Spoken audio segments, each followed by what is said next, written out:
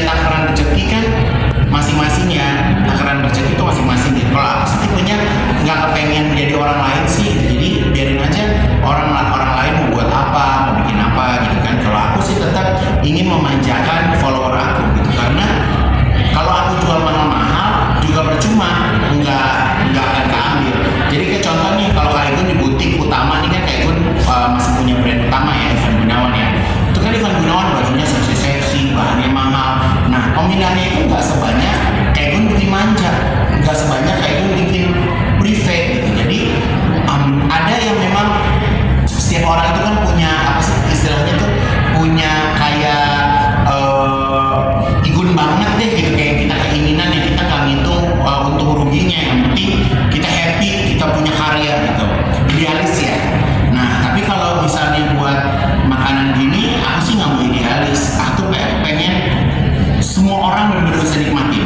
Dan kalau di nasi kulit Kak Igun ini pedesnya pas, jadi bukan yang pedes banget sampai orang nggak bisa makan gitu. Jadi anak kecil dia bisa gadorin nasi sama kulit, nasi sama ayam bawang gitu kan. Kalau mau mau ada suka kari, kuah karinya ditambahin lagi karinya gitu. Jadi benar-benar semua umur. Sekarang banyak juga orang tua yang kagak bisa pedes gitu kan, jadi bisa makan nasi sama oseng-oseng terong, sama buncis, jadi dia bisa makan gitu. Jadi kita nggak paksa orang pulang mules, sakit perut, nggak kayak gitu sih. Jadi benar-benar ya gayanya tuh kayak masakan ibu, kayak kita masak di rumah. Kak Igun, ini kan cabang kedua ya Kak? Ya. Totalnya mungkin semua nantinya akan berapa cabang dan mungkin ada di luar kota juga? Kalau berapa cabang sih lillahi ta'ala ya, tergantung dari pemberian Allah ya. Kalau di luar kota udah pasti ada. Jadi ini 1 bulan lagi insya Allah Surabaya buka. Surabaya lebih gede lagi, 3 kalinya ini. Kenapa nggak buat Ya karena rezekinya ya, dapatnya tempatnya yang lebih gede gitu kan. Iya, jadi kan memang ya semua itu balik lagi ke tempat ya. Karena Kak Igun memang wanti-wanti, pokoknya Kak Igun nggak mau yang namanya ruko. Nggak mau ruko deh, pokoknya gue nggak mau naik tangga capek. Jadi aku pengennya warungnya benar-benar napak bumi. Terus nggak boleh warung yang orang takut mau masuk.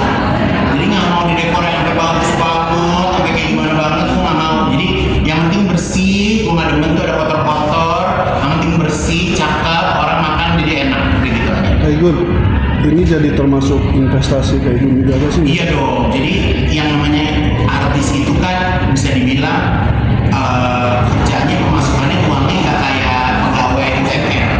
Iya kan, pegawai yang setiap bulan, setiap tanggal berapa uangnya masuk gitu kan. Jadi gimana caranya bahwa kita punya penghasilannya diputar lagi ya kan. Jadi putaran penghasilan itu ya tergantung dari penghasilan kita gitu, karena kayak gini kan nggak ada investor, nggak ada apa segala macam gitu. Jadi ya semuanya jalanin sendiri dengan modal yang ada gitu. Jadi ya harus sesuai aja gitu, jangan bikin heboh-heboh besok-besoknya nggak bisa ngapa-ngapain, kan juga nggak mau ya.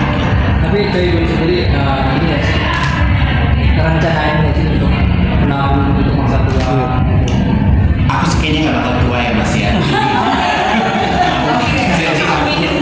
Jadi aku sih kayaknya nggak akan tua Mas, aku akan berhenti di usia sekarang ya, jadi begini-begini terus. Ya sebenarnya setiap orang pasti punya planning jangka panjang. Ya apa yang terjadi, saya kan di fashion aja udah 20 tahun, di entertainment mungkin udah 25 tahun. Apa yang terjadi di 25 tahun yang lalu sampai hari ini kan pasti berbeda.